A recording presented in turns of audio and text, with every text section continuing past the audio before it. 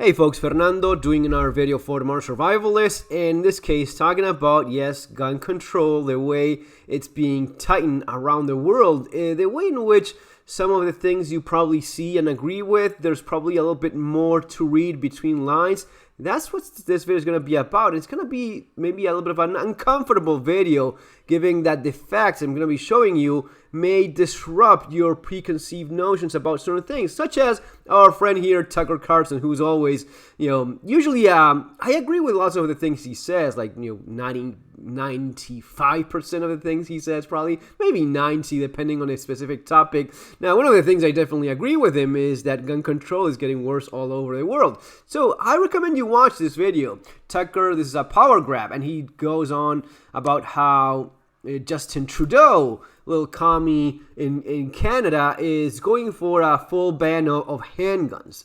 He's absolutely right. He is. That's happening, and it's very bad. Are allowed to protect themselves.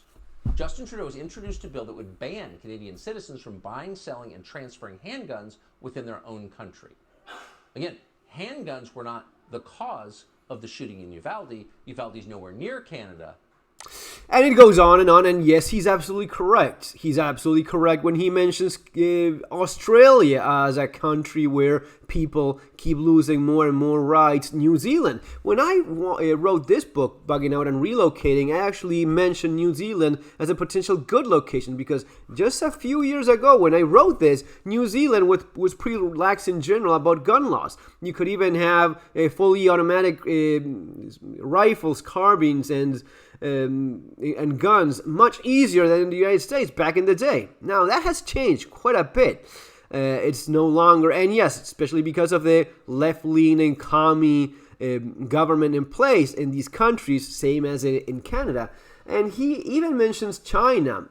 Tucker Carlson does mention all of this. Now, there's one thing that Tucker Carlson apparently forgot to mention, and I don't know exactly why that is. I have no idea why that may be. Counting the reasons why that may be.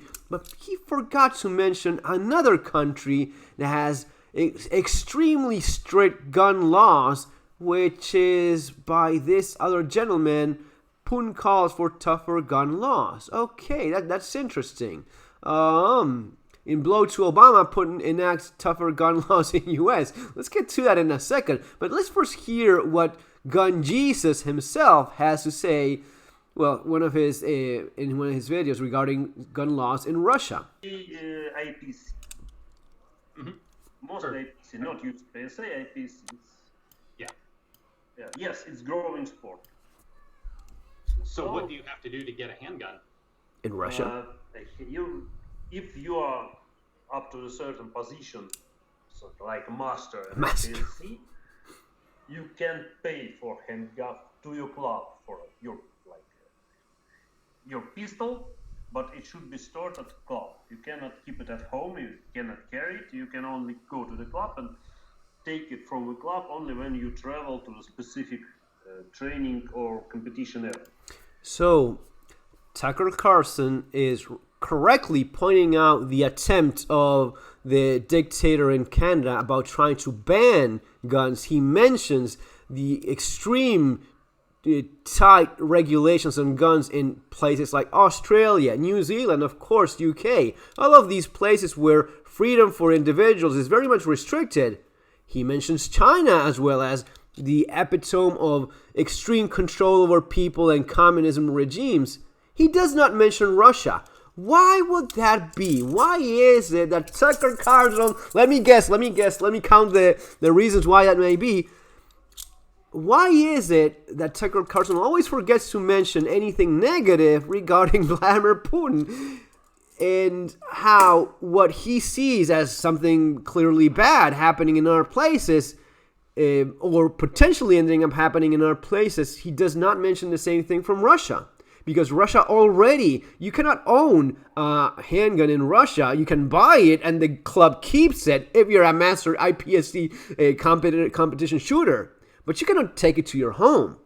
So you cannot actually own it. It stays in the club. And the gun laws in Russia are extremely strict. You have to go through a gun license permit where they actually take a blood test, not just having a psychological test, but a blood test. You literally have to give up your blood so as to own any kind of firearm. Then you are allowed to own a shotgun for 5 years, and then after 5 years, you're allowed to have a semi-automatic or a rifle. After 5 years of owning a shotgun, you can own rifles. Like a 22 single shot rifle, you have to first wait 5 years of owning a shotgun first before owning a single shot 22 rifle. Any rifle at all, first 5 years of owning a shotgun. And then for the rifles, it has to be of at least 20-inch barrels. It cannot be compacted more than 80 centimeters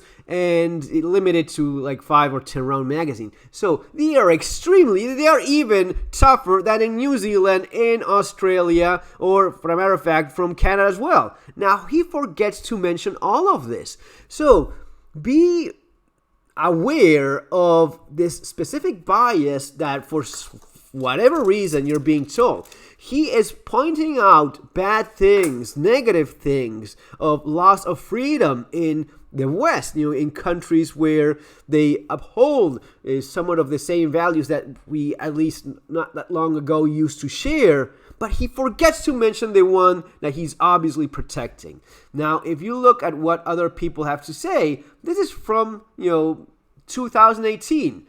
Russia's president, this is what Putin literally says. As a part of your capacity in terms of Putin calls for tougher gun laws in 2018. As part of your, and this with already handguns being completely banned, anything useful for defense or especially useful for rising against an authoritarian regime, which is obviously the thing that he fears the most. As a part of your capacity, you must promptly prevent any breaches of public order. I draw your special attention to the need to tighten control of firearm legislations. I'm waiting for your concrete proposals, especially legislative ones, Putin said at a meeting with senior officers.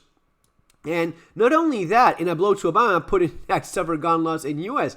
Now, look at what already Republican Congressman Mike Rogers, as an example of the way in which you're being misled by traitors in your own country. While I'm not thrilled about having my guns taken from my home by FSB agents, basically a KGB, I do admire Putin's boldness in tackling the issue. Republican Congressman Mike Rogers told Middle East Beast, now that's what you call a leader. That's what you call a dear leader or supreme leader, or in my language, what you call a damn commie dictator. That's what you call people that do these things. That's what you call people that do the things that Tucker himself is pointing out, correctly so, but is quite selective on what he chooses to tell you.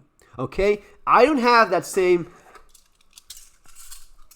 bias, so I call it as I see it. This is actually the truth of the matter if you look at this in any objective way. Folks, I hope you enjoyed the video. I hope it opened up a little bit more your heads about what gun laws are around the world and how dictators always hate to have armed populations that are capable of defending yourselves. Prepare for what's coming, because with people like that over the world, with traitors in our countries as well, backstabbing our own basic values and ideals, things are not going to be getting better anytime soon. Remember that you have my books available in the links there below. Street Survival Skills, Surviving the Economic Collapse, and the one I mentioned before, Bugging Out and Relocating. See you on the next video, folks. Take care.